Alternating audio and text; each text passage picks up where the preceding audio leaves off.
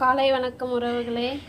Chicken ஈஸியாக செய்ய, உடனடியாக செய்ய இந்த டிப்பு ஃபாலோ பண்ணுங்கள்.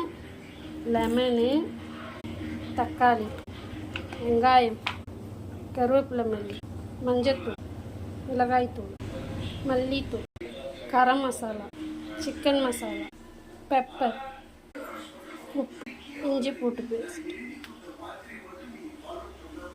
நல்லா பிசைஞ்சுக்கணும். முட்டை ஒன்று, முட்டையை உடச்சி ஊற்றி மிக்ஸ் பண்ணிக்கோங்க. பாருங்கள், கடாய் வச்சாச்சு, எண்ணெயே ஊற்றலை, அப்படியே போடுறேன். ஆயிலும் அப்ளை பண்ணல, தண்ணியும் ஊற்றலை, அப்படியே சிம்மிலே வச்சு கிண்ட வேண்டியதான்.